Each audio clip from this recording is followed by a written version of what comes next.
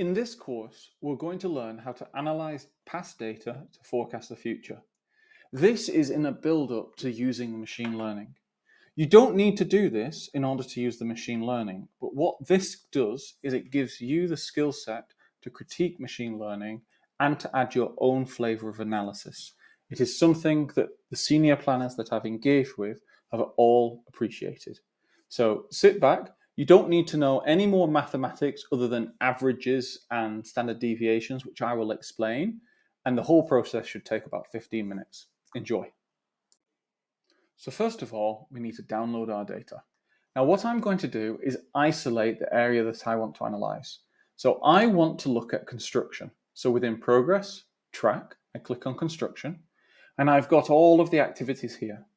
All I need to do is to click on this cloud download icon in the top right, which I'll do now, and it will export all of that table for me to start analyzing. So when you download the data, this is the kind of table you see. Now I've formatted it for ease of use.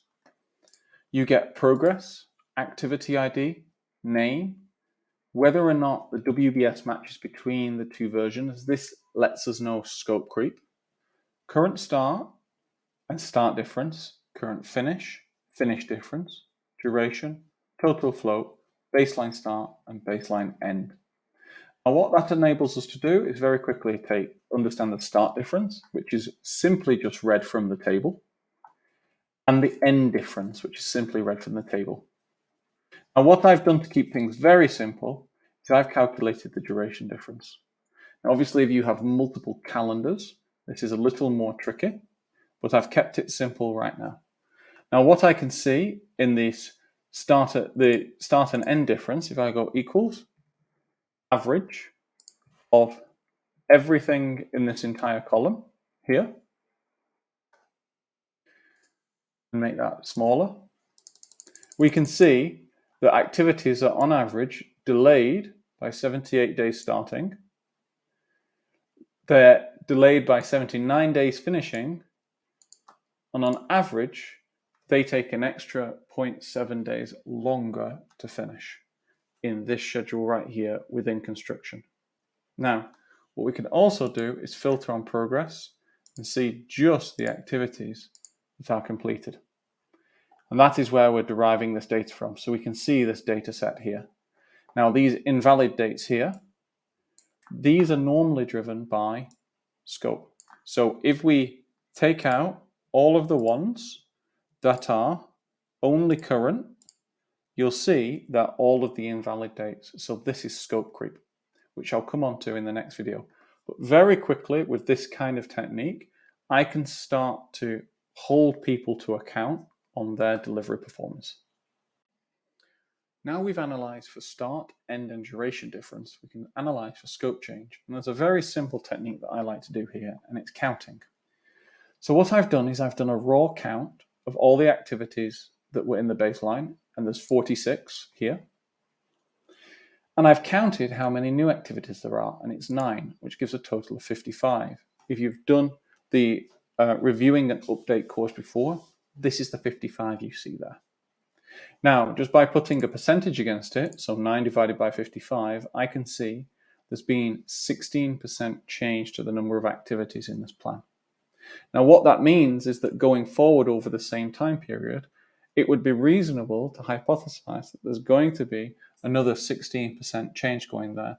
Or if I wanted to take the 9 out, I could inverse it and do, for example, 55 divided by 46 minus 1, which would be 5 divided by 46 minus 1, which would be 19% difference. Or rounding up to 20. So I could go forward and say, I anticipate there's going to be a 20% change in the number of activities increasing in this WBS. Now, rather than just doing activity count, I could weight them by duration. Now, the average duration of all the activities that were in the baseline was 6.8 days. The average duration of all of the activities that are newly added is 3.6. So I can understand, well, if I'm doing it weighted by duration, 3.6 is roughly half of 6.8, or if we do it this way, it is 52%. I could take 52% of 20% here and say if I was doing weighted by duration, I would expect an increase of 10.2% of the overall duration of all of the activities summed together. It's getting quite advanced, but it's an understanding of the expectation of the impact of scope change. So based on this, I can say quite safely that if the scope change is being driven by us, then it might be wise to have certain buffer periods in the program to absorb this level of scope change. If it's driven by someone else, well, that is the decision of the commercial director. So what we've done here is a rather simple Excel analysis using averages. But here's the key thing.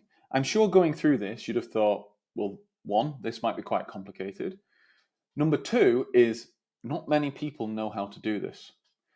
If you rewatch the videos back a couple of times, you'll see that there's actually simplicity in the method. And if you learn how to do this, which should take no longer than an hour, you'll be head and shoulders above all others who can't do this. So what I'd say is this is something crucial that can help you look amazing in your projects. Please take the time to watch it again and learn.